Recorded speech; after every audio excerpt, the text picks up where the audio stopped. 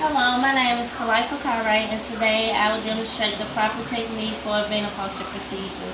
So does anybody know what the term venipuncture mean or what a venipuncture procedure is? No. Alright, so the term venipuncture is simply insertion into the vein. And a venipuncture procedure is when you obtain intravenous blood for intravenous therapy or venous blood connection. So, does anybody know why this is so important to do the proper technique for a venipuncture procedure? No. I would like you to tell me. Alright, so it's so important because in general it can cause a lot of room for a lawsuit. You can always endanger the patient by probing into the patient's arm and causing bruise and knots to swell up, and that can cause a lawsuit because you're endangering the patient. On the doctor's behalf, you can always, it calls for a misdiagnosis because you're giving lab results. You're sending in lab tubes with the wrong patient identification, so they misdiagnose the patient and say John Doe has AIDS. You send the lab results in and come back that he has AIDS, and you tell the man that he has AIDS, and then he's being treated with different type of medications for AIDS, but he don't have the symptoms. So you're actually making him a lot worse than he is, and that can cause a lawsuit. Okay, so there are different types of collections, and with the venipuncture procedure, there are three main needles that they use. They use a syringe needle, what I'll be using today. They use a vacutainer needle and a butterfly needle. The butterfly needle is one of the most common that they use in the facilities today. A vacutainer and a syringe are a lot alike. You actually have to know exactly what you're doing, so because it don't give you the flash that the butterfly needle gives you to let you know that you're in. You just have to know that you're in and be confident about it. So there are several different materials that you will need, and you should always bring your materials to the patient's room when you get ready to stick the patient. Make sure that you have everything. First, you're going to need some latex-free gloves, because you always have to have on gloves when you're dealing with the patient or any other type of procedure. You need a tourniquet to apply to the patient's arm. And a tourniquet is really just to help you see the veins more visible and keep the blood flowing. You're going to need a needle, which I'm using a syringe, a 21 gauge, and they come in different sizes. You need a bandage or a tape. That's optional because some people are allergic to bandages, some people are allergic to tapes, and some people just don't want it. And this is also a different kind of bandage. You're going to need cotton balls, but some people choose not to have cotton balls because they stick to the patient's arms. You need an antiseptic. Alcohol is mostly used in the facilities, different type of clinics. And then the tubes.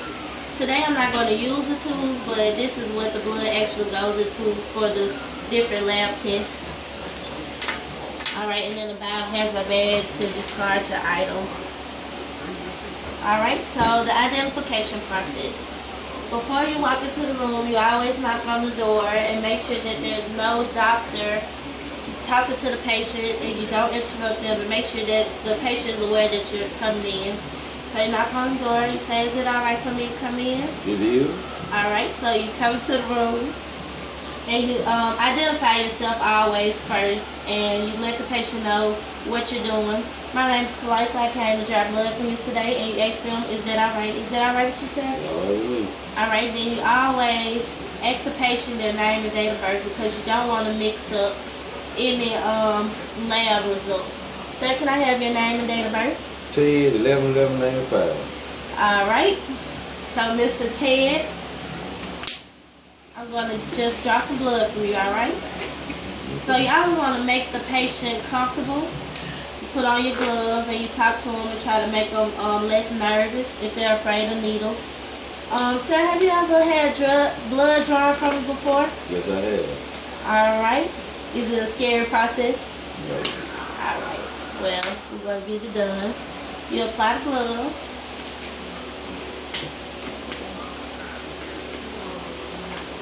My gloves are a little feisty. Alright. So now, you're going to apply the tourniquet to the patient's arm. You always want to apply the tourniquet 3 to 4 inches above the puncture site. So, about right here. And you always make sure that it's tight.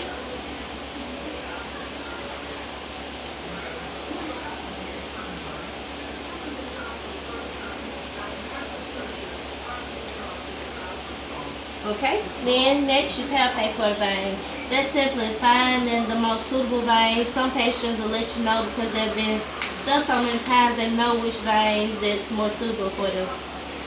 So I'm going to palpate for the vein. The first vein that you look for is the medial cubital vein, which runs right along this site right here. And then you palpate for the vein. So you find the vein. My tourniquet came loose. You find the vein, and then after you find the vein, it's very important that you palpate, and then you know exactly where the vein is, because after you clean the site, you can't touch it again because you decontaminated. Well, you contaminated, excuse me. So you're gonna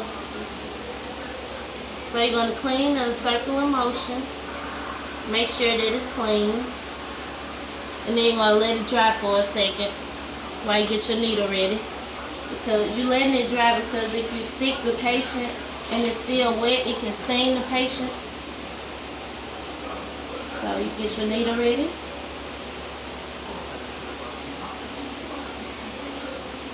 Alright. So you always want to anchor the vein, because some people have what you call rolling veins, and if it moves, then it's harder for you to get inside of the vein. Make sure that your bevel is up. You go in at a 30-degree angle in the upward motion, and then you're in. Then you're going to pull the syringe.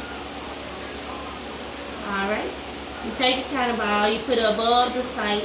You don't stick on it because you can bruise the patient. Then you pull the needle out. You ask the patient, "Sir, can you hold that for me?"